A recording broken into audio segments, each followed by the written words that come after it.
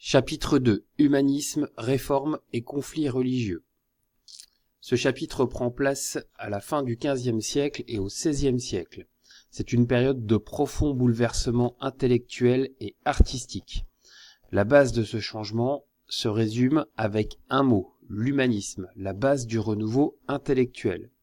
Ce renouveau intellectuel place l'homme au centre des préoccupations, avec notamment l'idée de développer le savoir. Pour cela, les intellectuels de l'époque redécouvrent de très nombreux textes de l'Antiquité. Ces textes de l'Antiquité sont pour eux une révélation. Ils se plongent alors dans l'étude des textes en langue latine et en langue grecque, afin d'en faire ressortir l'essence même d'un intellect nouveau qui permettra de diffuser la connaissance. L'homme se retrouve alors au centre des préoccupations des intellectuels, comme Erasme, Rabelais ou de nombreux autres. Un élément permet notamment la diffusion de cette nouvelle connaissance, le livre.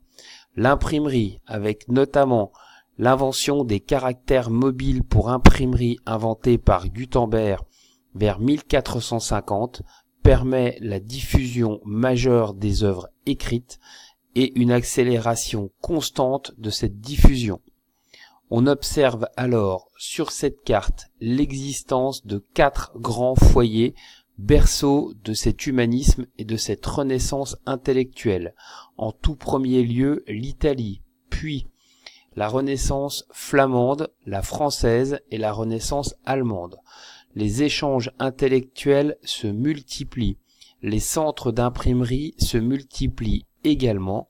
Tout ceci permet de diffuser la connaissance et d'augmenter considérablement le crédit intellectuel des savants. Dans le même ordre d'idées, on assiste à des évolutions scientifiques majeures, guidées par l'ensemble des éléments cités précédemment. Vézal révolutionne la connaissance du corps humain.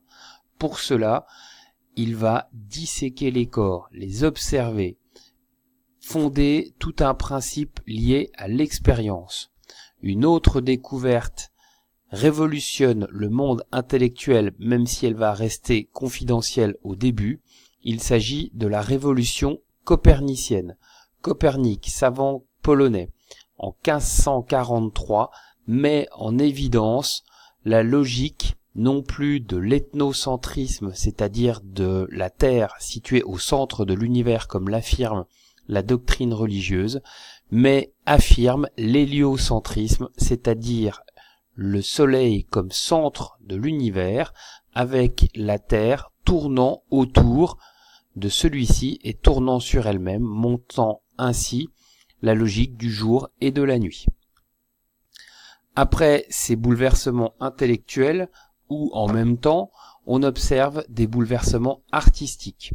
La peinture connaît ainsi un changement majeur, influencée par les Grecs, par les Latins et par l'art de l'Antiquité. On observe ainsi de profonds changements. La représentation en 3 dimensions par la perspective, l'utilisation de scènes de la mythologie, comme ici sur le Printemps de Botticelli, permettent un renouveau artistique.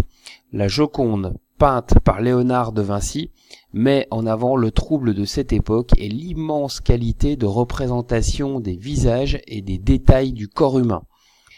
Enfin, comme ici sur un tableau de la flagellation du Christ, on observe l'apparition claire et nette de cette perspective et surtout l'idée que les scènes religieuses ne sont plus forcément les plus importantes. Le Christ ici est rejeté en fond de scène alors que les 3 personnages savants au premier plan à droite occupent clairement le devant de la scène. Les artistes ainsi s'affranchissent des codes du Moyen-Âge pour inventer des codes nouveaux. Ces codes sont également repris dans l'architecture, c'est notamment le cas ici avec la Villa Rotonda de Palladio, qui s'inspire clairement d'éléments mathématiques redécouverts de l'Antiquité, ainsi que des codes qui existaient dans les constructions antiques en Italie et en Grèce. La France n'est pas exempte de ce type de construction. Le château de Chambord, par exemple, construit sous l'impulsion du roi François Ier, est un excellent exemple de cette architecture de la Renaissance en France, sur lequel les rapports mathématiques de symétrie la logique du nombre d'or sont absolument essentiels pour la construction ainsi que les éléments décoratifs qui s'inspirent librement de tous les éléments mythiques et mythologiques de l'Antiquité.